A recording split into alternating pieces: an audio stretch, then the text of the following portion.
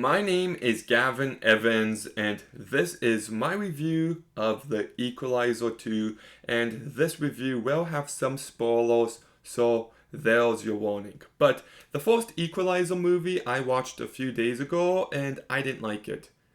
I thought it started off decent enough, like the first act had lots of promise, but then the last two acts just lacked focus and felt very generic.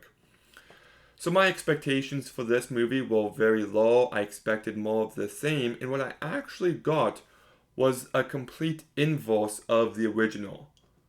Because the original had good first act, bad last two acts. This movie has bad first two acts, good last act. And it does allow it so the movie ends on a stronger note. So now when I look back on the entire movie, I am a bit more positive on it. Now that said, the first two acts lack any bit of focus. It's just all these different subplots, and I understand how they're building his character, but you don't need to devote that much time to it. You really don't.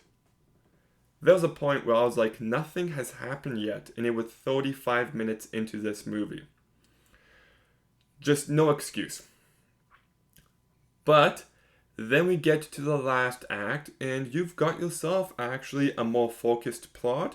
You've got yourself some great entertaining moments, and it ended the movie in a very satisfying manner. Like, you got this intense sequence where Pedro Pascal and his friends are looking for Denzel Washington, and Miles is in his room and he's hiding in this secret bookcase, and that had me on the edge of my seat. I thought that was a very intense sequence. And then you've got the final battle set in a deserted town in the middle of a hurricane. Perfection. Just, you understand it. I always say, all you need to deliver memorable, great action is to just change the location. Set it someplace interesting.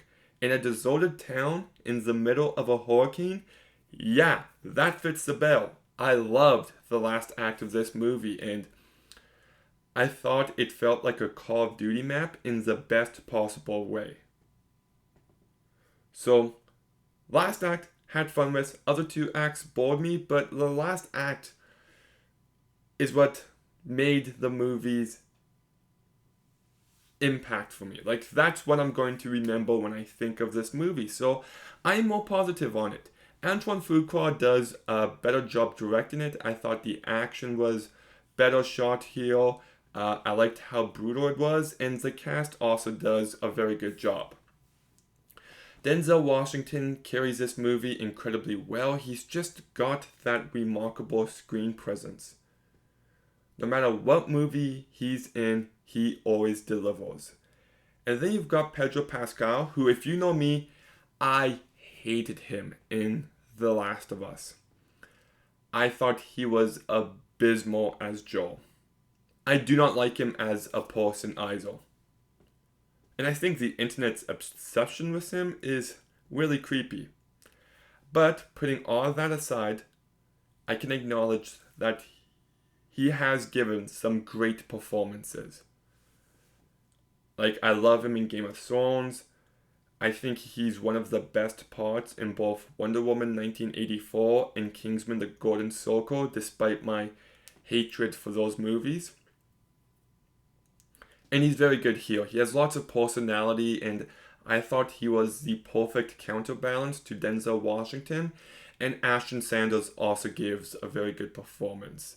So the cast itself, very good, and the rest of the supporting cast was fine, I guess. Like Melissa Leo and Bill Pullman, they don't have much impact. So, yeah, like, I'm not going to say this movie's great, you have to watch it, because for the first two acts, it is boring. It does suck, but the last act delivers, and it's enough to save the movie for me. So I'm going to go ahead and give the Equalizer 2 a 5.5 out of 10.